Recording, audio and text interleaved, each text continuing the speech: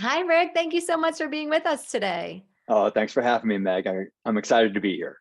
Great. I'm excited to dive in. There's so many people that are in pain, and we really want to get into this subject. It's exciting to talk about. But before we get started, could you just give us a little background on yourself and how you got to where you are today? Sure. Well, I'm a physical therapist, and kind of by accident, I ended up focusing on chronic pain, mostly because there's so much of it in the world. So, when I first graduated from PT school back in '96, and I started working with people, I found that I could do really well with acute injuries, but chronic injuries really threw me for a loop. I wasn't really prepared to help these people very well. And that sent me into a deep depression for a few years because I thought physical therapy was the thing that I wanted to do.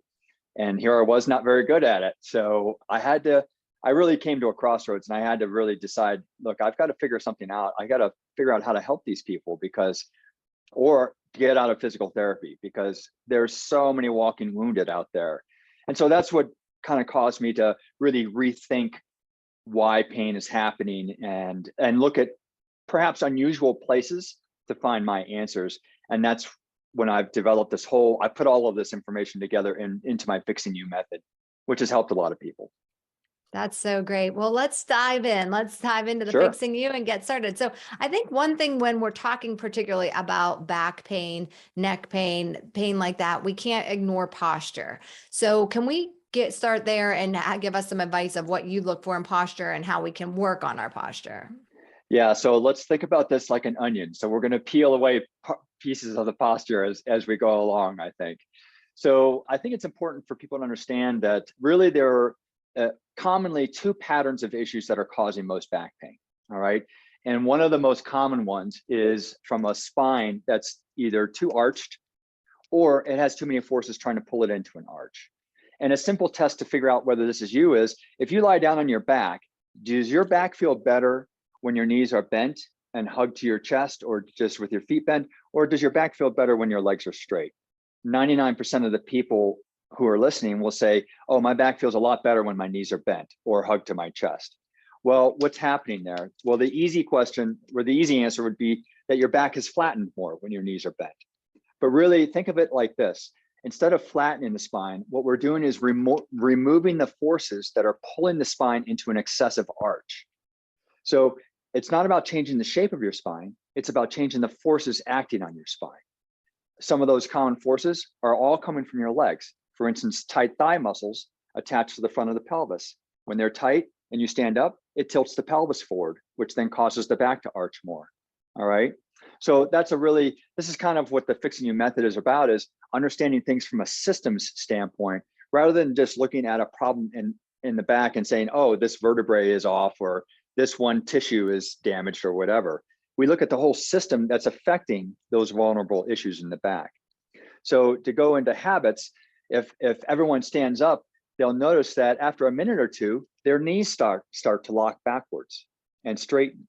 And so if you all want to do this, go ahead and stand up right now and lock your knees backwards, and you'll feel what just happened to your back. Your back is now arching more. If you simply soften your knees, your back will arch less. And if you can't feel this difference, go ahead and lock the knees one more time, and you'll feel definitely that your back is more arched when your knees are locked. So this is part of the Fixing You method too, is connecting our habits of how we're doing things that have repercussions in our back. So a lot of people stand and walk with their knees locked. Well, I solve a lot of back pain just by getting people to stand and walk with their knees softer. Believe it or not, it's a simple little change, but it has huge ripple effects throughout the whole lower body and back system. So that's kind of, in a nutshell, what the Fixing You method system is. And for back pain in particular, we can go deeper into gait patterns and things like that are causing back pain too, if you want. Yeah. Okay. So the first thing you want to do is check your knees and see if your knees are locking when you stand. And Yeah. if they are, then you need to work on softening them. If they aren't, where would be the next place you would go to look at if you notice like, okay, I'm not locking my knees out and I'm still having some back pain, what kind of would you look at next?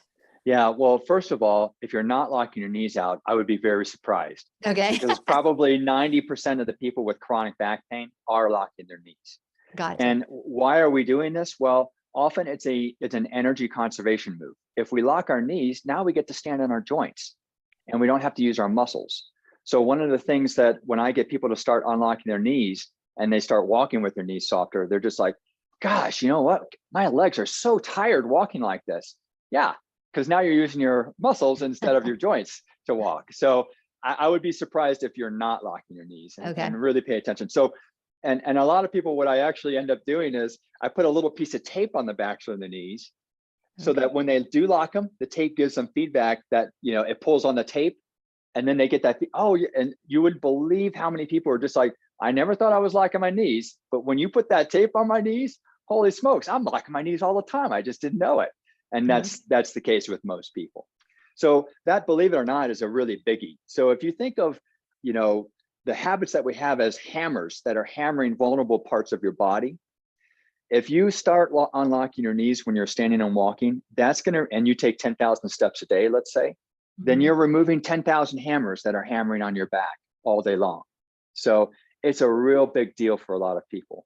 So the other pattern that's causing most back and sciatic pain too, especially if you have back pain on one side of your back or sciatic pain on one leg or SI joint pain on one side of your hip, usually there's a pattern that's developed where one side of the pelvis has become higher and one side of the rib cage has become lower. And I call this a side bending problem. So you Mhm. can see if you have a pelvis higher and a rib cage lower on the same side, it's going to cause more compression on that side of the spine. Well, that's where the nerve roots exit to form the sciatic nerve. So we can easily fix this, but we have to solve the reasons why all of these things are happening. All right. So usually in this kind of pattern, this is happening because of some problem, usually in the same leg. And what your brain is doing is it's trying to get off of that problem because it's bothering your body unconsciously. And so your brain unconsciously lifts that pelvis. Well, the same muscles that are lifting the pelvis attach to the rib cage. So it's also pulling the rib cage down. All right. So really what you have to do is, and this is hard for a lot of people, is because a lot of people aren't trained to think of, say, an old ankle sprain 20 years ago as the possible source of their sciatic pain today. Mhm. But that's very often the case. And you wouldn't believe how many people I talk to and I say, look, you've got an old injury on this leg. And they say, nope. I said, yes, you do. You haven't told me about it, but I know it's there. And then after we start, you know, teasing all these things out, they're just like, oh, you know what? That reminds me of this. And then you hear the story, right? So a lot of these things have drifted into your subconscious that you're not aware of because you're not trained to link old problems with current pain. Okay, so that's very interesting. I see that in functional medicine too, even where like illnesses or toxicities are coming back and people aren't putting those symptoms together. So I hear you on that. It's sometimes hard to really focus on things that were a long time ago. You feel like they're done, but that's a really good point to bring up. And then you and I were talking about before we got online that I have a lot of neck pain. So I was in a car accident when I was in high school and got whiplash. And since then, I've always struggled with neck pain, tightness at the base of my head, throughout my neck, my traps, and everything there. Do you have any recommendations for people that are suffering more in their neck? Oh yeah. In fact, that was I had a person who was involved with a motor vehicle accident who had chronic migraines, and she was my first introduction into. That was my first breakthrough into what this whole thing about looking at the body as a system versus components. So you've probably been to practitioners who look at your neck and maybe massage your neck or do suboccipital releases and things like that. Mhm. But you have to understand that the neck and head and shoulder system, the foundation of all of that whole system is the shoulder blades. So if we look at the architecture of the shoulder blade, it's a broad, flat bone. There's only one other area in the body that has a broad, flat bone like this, the pelvis. We know that the pelvis is the center of function for the lower body and back system. Likewise, the scapula is the center of function for the upper body system and neck and head. There are rules about how it should be resting and moving. And I'm going to bet, Meg, that you're breaking some of those rules. Yeah, I So, bet. what the thing is that when we get into things like have accidents and we don't have pain prior to the accident, but we have chronic pain after an accident, the assumption is that our body must have been working perfectly prior to that accident, but often it wasn't. Mhm. And what the accident does is it exposes, it's like a big hammer that hits the most vulnerable part of your body. And you can't recover from that because you had a systemic problem going into that accident in the first place. So the most common problem probably with you, and this is so easy to test, Meg, I'll show you how to test for it. It's really easy. And everyone listening too. So the most common problem is that the shoulder blades are resting too low. All right.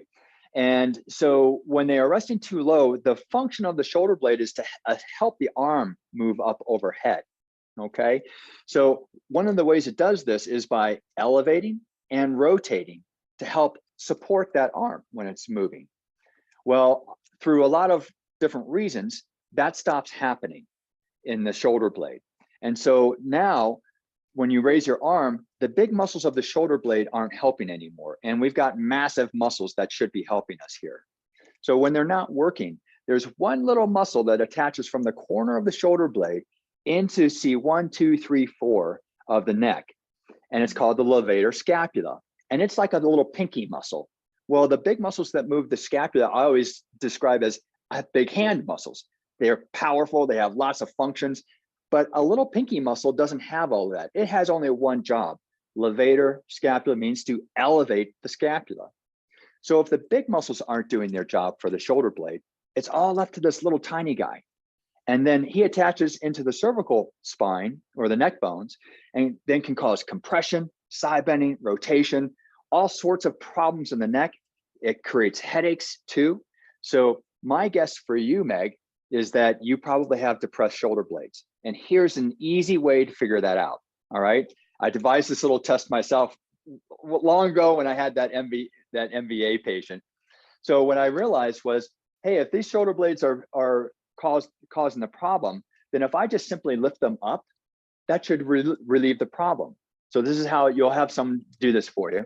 You'll move your head around, right, and test your pain and range of motion. Then you have someone stand behind you and they get their hands in your armpits, and I call it the armpit test. And you just lift up the shoulder blades like a ½ inch or an inch, and you got to jiggle them a little bit to get the person to really relax their arms into your hand. Hold them up there, and usually right off the bat, when I do this with someone with chronic neck pain or headaches, they're just like, oh my God, that feels so good. Can you just stay there for the rest of the day? So immediately it's that fast. But if you don't feel that, then you move your head around and notice whether your range of motion is increased. If it is, the only thing that we've changed is the force of the shoulder blades acting on the neck bones. So it shows you that the shoulder blades are the cause of your problems in your neck and head. And let's say that you've jiggled them around, you don't notice any difference. So then the second part of the test is just to lower them back down. And when I lower those back down, especially in people who say that they didn't feel anything when I lifted them up, suddenly we put the whole weight of the upper body system back on their neck again. They're just like, oh my God, I feel it now. Okay. So it's a really powerful, simple test, takes 30 seconds or a minute to do. And it's a really fast way to determine whether the shoulder blades are the cause of your neck pain. And then I would say, I'm not allowed to say 100%. So I'll say 99.9% of the time, shoulder blades, when there's chronic neck pain and chronic headaches, it's the shoulder girdle system that's the fault, and no one's looking at it. And that's why you're having chronic pain.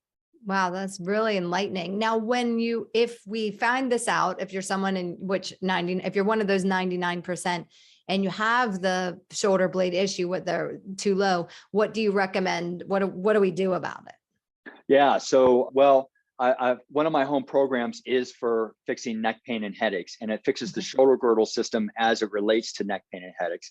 And if you have shoulder pain, it'll fix your shoulder pain too, because it's fixing the shoulder girdle system. Okay. However, one of the most powerful things I have in there to really show you that this is the problem is in that course, I have a taping technique to actually tape the shoulder blade into a higher position for you. Okay. And that immediately should eliminate almost all neck pain and headaches. And you wouldn't believe how powerful that is. So what we do is we tape the shoulder blades up, because right now your brain doesn't know how to fix this system. For one thing, it's behind you. You can't see it. So you don't even know it's there, right? And so your brain doesn't know how to control something it can't really see well, right? Mm-hmm. And so the tape, what the tape does is it bridges that function until your brain can figure out what to do. It'll show your brain. That's why I use taping techniques in my home programs, is because it's going to show the brain what it needs, what the body needs in order to feel better and bridge that function. Okay, so taping is going to be one of the powerful, immediate fixers of this system. But then we have to teach the muscles how to do it too. And a really easy way to get that going, if we believe that the shoulder blades are resting too low, all right, an easy thing to do is just to get on your hands and knees and sit back, keeping your hands on the floor underneath your head or your shoulders. You just sit back. And when you do that, it will pull the shoulder blades up for you because your muscles aren't doing the job. But if you do this, your body helps your shoulder blades move into the position that they need. And if you just do that a few times, come up and back a few times, and start getting that shoulder, most people with depressed shoulder blades will feel a real tightness in their shoulder blades or their back or their neck when they're doing that. And when you get up, you should almost, and retest your neck range of motion, you should feel almost an immediate change in that range of motion and a relief of pain. That's, again, proof that the shoulder blade is the cause of the problem. And this simple exercise is an easy way to get started fixing that. Great. And is that would that be like a child's pose? Child's pose, exactly. Yeah. Okay. Yeah. So if anybody's a yogi out there, they Yes. they know what a child's pose is. Yeah, Yes. yeah. And even if you're not a yogi, most people know what a child's pose yeah, is. that's true. So I call it all fours rocking. So you just get in all yes. fours and you sit back on your heels. And by the way, you can do that on your desk or at a countertop, or if you open up a door and you grab both handles of the door, you can lean back and that will do the same thing for you. Okay, great. And, another thing when I think about that same issue is people constantly, we're on our phones, we're down like this now, our posture is forward facing. Would that be creating that same shoulder blade issue, or is that something different? I think posture is an issue with all of the technology that's in front of us these days. Yeah, so I'll tell you, this is what I tell most people. Let's fix the system that's looking down at that phone. Mm-hmm. Looking down at the phone isn't causing the pain. It's a trigger, but it's not the cause. So the cause of your pain is what's causing the shoulder blades to depress. Mm-hmm. And so let's fix that. And then you'll be able to look down at your phone all day long without pain. So speaking of posture, this is a big deal about why the shoulder blades are depressed in the first place. It's because a lot of our cueing, let's say if you've done gymnastics, swimming, Pilates, yoga, or dance, if you have any of that kind of history, the cueing in that is to bring the shoulder blades down and back into their opposite back pockets. Well, this is the opposite of correct scapular function training, right? Because you're actually contributing to depressing the shoulder blades.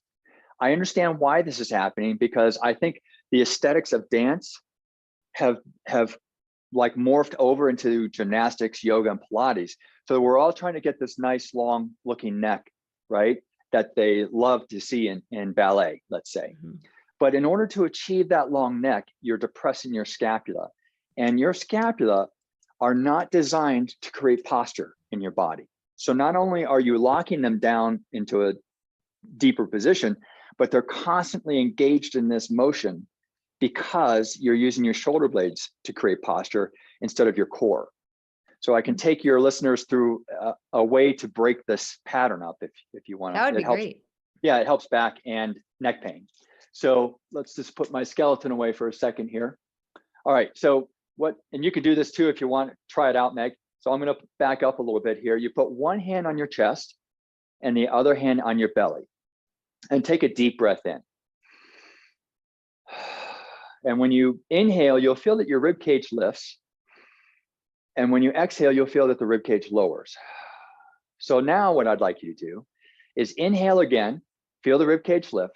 And this time when you exhale, don't let the rib cage fall down all the way. It can fall down 95% of the way or 99% of the way, but not 100% of the way. You can still exhale all the way though if you want, but just don't let that rib cage go all the way down. And what you'll notice is when you prevent that rib cage from falling all the way down again, you'll notice that your stomach muscles have just tensed up a little bit, about 5%, maybe 10 at most, but not a lot. So that is your core holding up your posture. That's why we have such huge expansive core muscles, because they have to hold up the whole rib cage system and posture for us. That's their job. What we've done through those other types of cueing is to use the shoulder blades to do that by squeezing them back. Well, that's an artificial way of creating posture, and it takes the core out of the whole equation, because now the shoulder blades are doing them. And this is why we develop chronic neck pain and shoulder issues. So the next part of this is that once you're holding that posture up using your core, then you put your arms down by your sides and you jiggle the shoulders. And you just loosen those up, because your arms should be like two dangling ropes by your sides. You shouldn't be using them for posture. And most people doing this the first couple times will notice that when they relax their shoulders, they've suddenly lost their posture too. And that's because they've connected shoulder blades to posture instead of core to posture.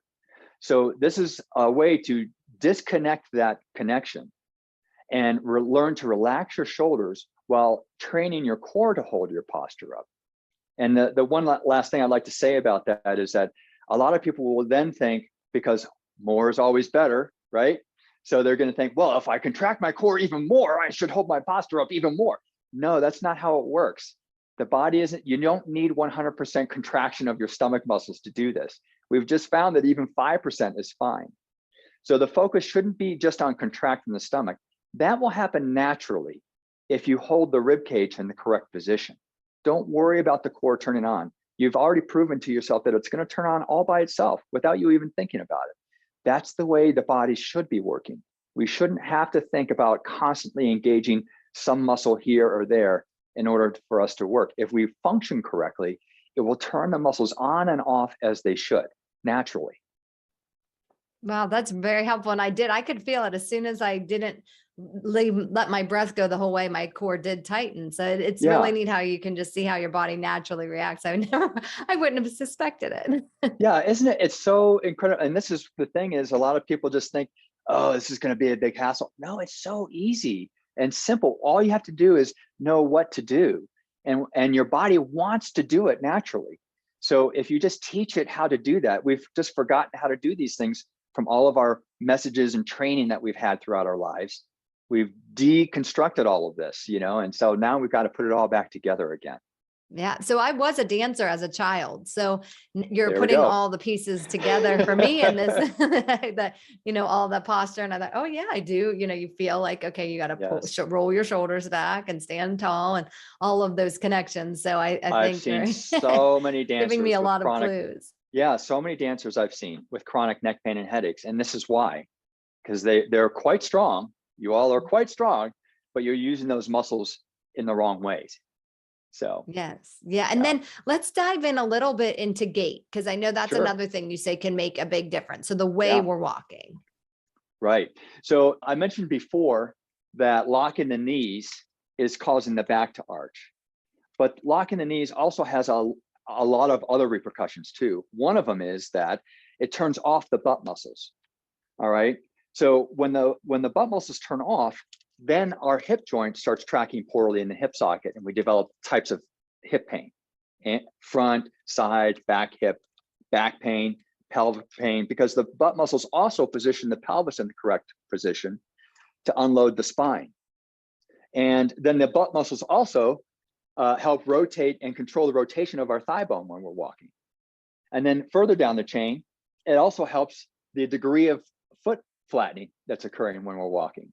So just by the simple act of locking your knee, you've destroyed this whole system that should be working naturally. So the key to walking correctly is to simply start unlocking your knees. So that's the first step I take with people. And and because it's such an ingrained habit with them, that's why I use the tape. Again, we use the tape to bridge function. Usually in about 3 days, people will then learn how to unlock their knees. It feels weird, but they figure it out. And then I teach them how to activate their gluteal muscles naturally while walking. And this is the key. If you can get the gluteal muscles to turn on naturally when you walk, then you're walking correctly. It's as simple as that. So here's the way to figure that out. So if everyone stands up and puts their hands on their butt muscles, And we want the fingers right in the center of the butt where that piriformis area is, not at the bottom of the butt where the hamstrings meet it, and not at the top of the butt where we feel the waist area. We want it right in the center, all right? Now, pinch your butt cheeks together, keeping your fingers right there, and you'll feel that your maximum contraction of your butt muscles. Now, feel that, and first of all, notice whether both of them contract at the same time and to the same degree. So just kind of notice that. Now relax those completely and walk around the room for like 10 steps. See if you're getting any of that contraction happening. And I would almost guarantee that anyone with chronic back, pelvic, hip, knee, or foot pain are not using their butt muscles correctly, and they're not turning on.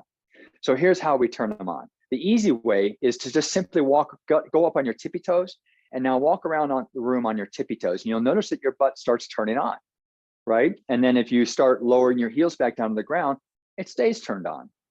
So what is it about walking on the tippy toes that turns on your butt muscles that your normal walking doesn't? And there are two things that are happening. One is that the knee, you can't lock your knee when you're on your tippy toes, right? And then the second one is that when you're walking on your tippy toes, your body is aligned over the foot at foot strike. One of the things that's turning off the butt muscles during gait is that when most people walk, their foot comes forward first while their body lingers behind the foot. Then in that situation, there's no reason for the butt to turn on. And so you've lost all the stability that you need at that moment of foot strike. So tiptoe walking is showing you that, oh yeah, if I just align myself over my foot at foot strike, then my butt will turn on naturally.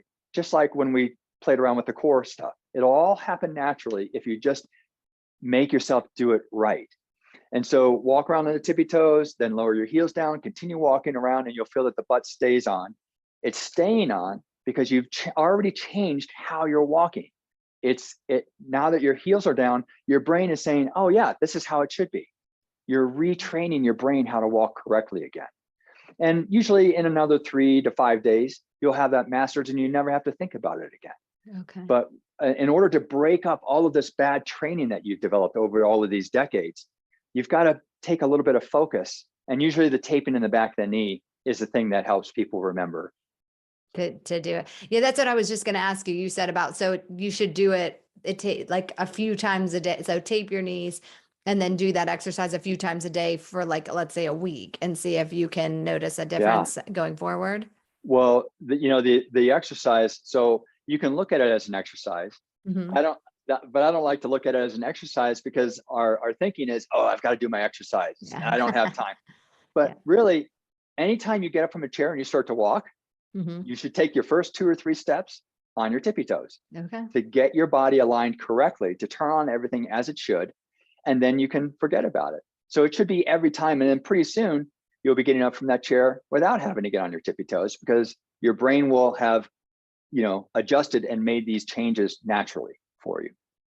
Great. Yeah, these are all such helpful tips. I mean, I know I talk all the time about how we're really given medications, for so much pain in so many different ways. We're just often told like, oh, take Advil, take Tylenol, take things that are just covering up the pain and doing nothing to really solve it and causing other consequences. So if you can just take these steps and add simple things in your life, this is really impactful, and start changing some of the habits and your posture and your formation to see, that's always where a great place to start, I feel like. Yeah, you're absolutely right. And there are consequences to these poor habits that you've created over the years. So some muscles like your butt have learned to not turn on, and it's become weak. Other muscles have become tight. So in conjunction with changing the habits, there are a few things typically that you'll have to do, like to stretch these tight muscles or strengthen these, weak muscles that haven't turned on in decades. But you're supporting a whole new system of movement. And then after you fix your habits, you don't have to do those exercises anymore because your body is doing it naturally already. And then, to your point about taking Advil or Tylenol or any other stronger, pain meds, we don't want to be in pain. I don't think anyone, grows up thinking, oh, when I grow old, I want to take Advil, or opioids. I can't wait to take opioids. No one wants to do that. but they're forced to do that because they're in pain, because we as medical providers haven't given them the right answers yet. So that's kind of like our fault as medical providers, that we haven't been able to help these people with chronic pain. And that's why they're resorting to these medications. But now there's a new way to think about this and to solve this chronic pain so you don't have to take these medications anymore. Well, I'm all for that. So you've Yeah. provided us such helpful information. Where can people find you, more about the Fixing You method? Oh, sure. So at rickolderman.com is the easiest way. There are links to all of my books on Amazon there. My home programs, downloadable home programs are there that you can purchase if you want to. I've created a practitioner training program for practitioners who want to learn the systems approach. And frankly, I think anyone from a coach to a surgeon should know this information, because if you're helping people with pain or moving, then you need to understand how the body is supposed to be moving correctly. And so that's what my practitioner course can teach. And if you type in Fixing You, all one word, FIXINGYOU, you'll get a 20% discount on whatever you purchase there. But I've also got a free ebook there. I've got an upcoming book in 2023, and there are chapters you can read from it. They're all case studies from patients I've seen. So, a whole bunch of stuff over there. Well, thank you. And we'll link all of this in the show notes too. So you can go right to those for the resources. And I thank you so much for being here today. Oh, it's so much fun for me to talk about it, Meg. I love talking about this stuff. And I'm going to go try the exercises myself when we get on. Great, great. Thank you. Have a great day. You too.